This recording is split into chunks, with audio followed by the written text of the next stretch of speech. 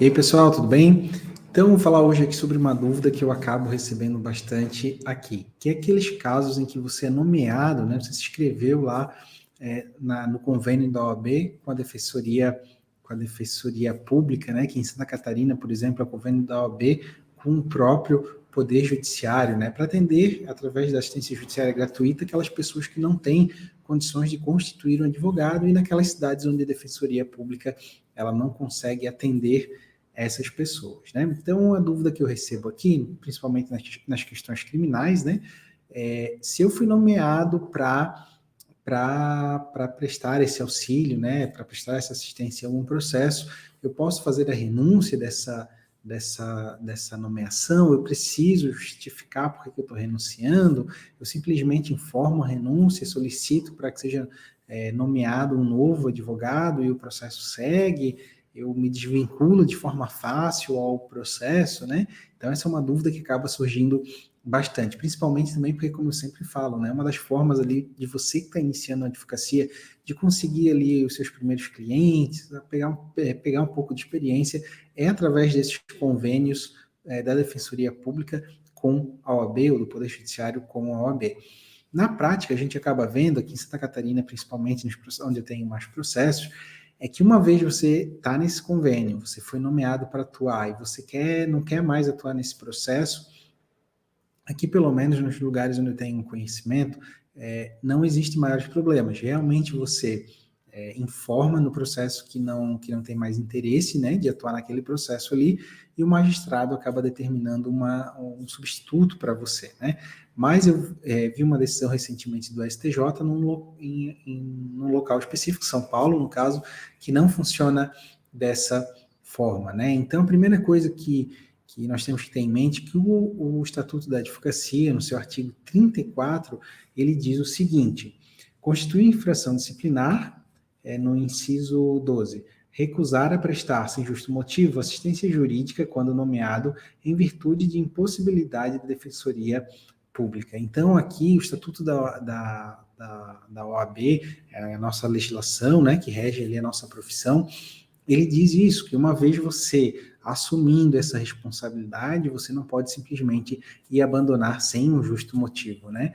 Então, é importante que caso você seja nomeado, e de repente você não tenha conhecimento de como é a atuação daquele magistrado ali, você pode ter algum problema, né? Então, é importante você justificar essa situação, que você não quer mais, né, que você não tem mais como suprir atender esse determinado processo, né, e você quer a sua substituição e aguardar o que o magistrado vai decidir, tá? Você não pode simplesmente pegar e abandonar o processo ali, que pode ser que cause algum problema para você, tá? No caso específico que eu estava aqui, que eu vi uma jurisprudência, tinha uma audiência, o advogado ele comunicou que não queria, que não faria mais esse acompanhamento, ele justificou, né, por que não poderia mais, né, atuar nesse processo, e mesmo assim o juiz ele negou, tá, negou essa renúncia, né?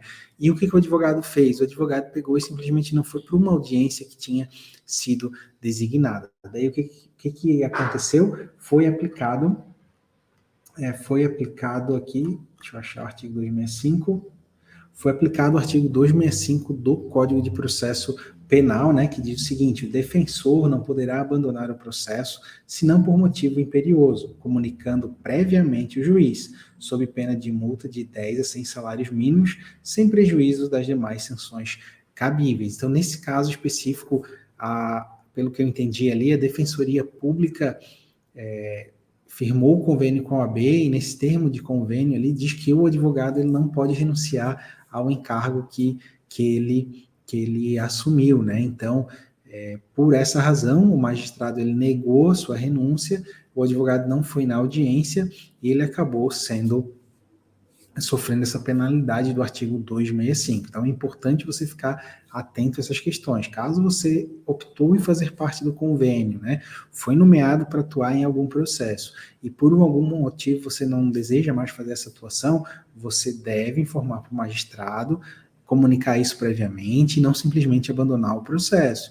fique atento a isso, se tem algum prazo para cumprir, se tem alguma audiência, não faça isso simplesmente abandonar, porque você pode sofrer essa sanção ali do artigo 265 do Código de Processo Penal. Nesse caso específico aqui, a situação teve que ser levada até o STJ para ser corrigida, né? Foi aplicado em desfavor desse advogado a multa, tá? Essa multa do 265, ele teve que ir até o STJ para conseguir reverter essa multa, tá? Então, porque assim, ele apresentou um justo motivo para essa renúncia, justificou previamente, mas o magistrado negou com base nesse convênio e com base também de que esse processo ele tramita de forma digital, então não seria um óbice para ele prestar atuação, para ele continuar atuando nesse processo, né?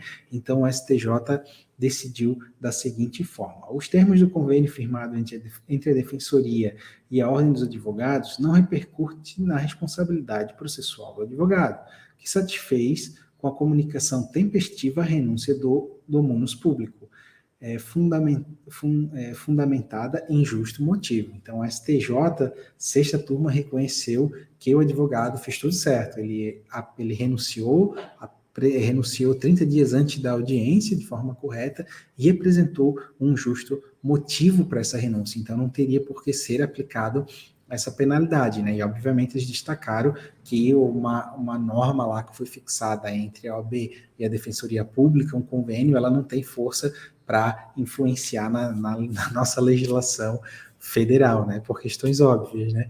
Mas, mesmo assim, teve esse pronunciamento do STJ, né? Então é importante ficar atento a esses detalhes para não acabar não sofrendo aí algum prejuízo. Então, um abraço, até o próximo vídeo, pessoal.